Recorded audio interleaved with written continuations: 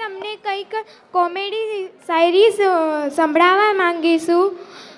પહેલાંના જમાનામાં લગ્ન રાત્રે થતા હતા એટલે સંબંધોમાં શીતળતા હતી. હવે ભર તડકે લગ્ન થાય છે પછી ભડાકા જ થાય ને.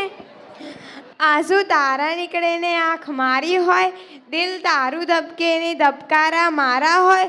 ભગવાન કરે આપણા બંનેની મિત્રતા એટલી જીગરી હોય કે રસ્તા વચ્ચે લોકો તને ડીબે ને વાંક મારો હોય. તબલામાં તાલ નહીં, મંજીરામાં માલ નહીં, અમદાવાદની છોકરીઓને પાવરનો પાર નહીં. એક ઘાયલ પતિ તેની પત્ની માટે શાયરી લખે છે.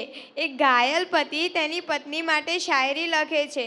તું સૂર્યમુખી ને હું ચંદ્રમુખી, તું સૂર્યમુખી ને હું ચંદ્રમુખી, હું તારાથી દુખી ને તું મારાથી દુખી. હું તને એટલી યાદ કરીશ ને ગાંડી, હું તને એટલી યાદ કરીશ ને ગાંડી કે તને હેડકીને હડકવા પડશે, હડકવા. અમે તમારી યાદમાં રોઈ રોઈને ટબ ભરી દીધા, અમે તમારી યાદમાં રોઈ રોઈને ટબ ભરી દીધા. પણ તમે એટલા બેવફા નીકળ્યા કે નાહી ધોઈને ચાલી નીકળ્યા.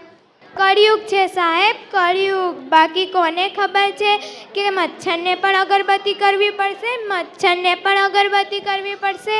સ્ત્રી કોઈનાથી ના ડરે સાહેબ, સ્ત્રી કોઈનાથી ના ડરે. એને તો ડરાવવા માટે તમારે બીજો જન્મ લેવો પડે, એને તો ડરાવવા માટે તમારે બીજો જન્મ લેવો પડે. વંદો કે ગરોડીનો. છોકરીઓને તો જલસા જ છે.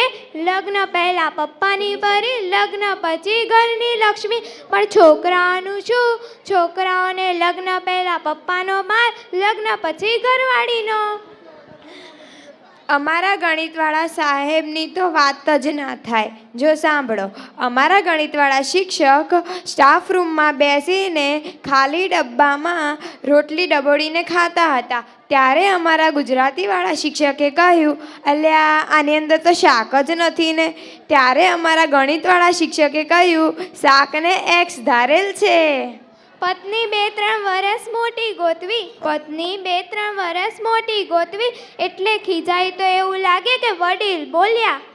પાણી ઉકાળીને પીવાનું રાખો મારા વહાલા, પાણી ઉકાળીને પીવાનું રાખો મારા વહાલા.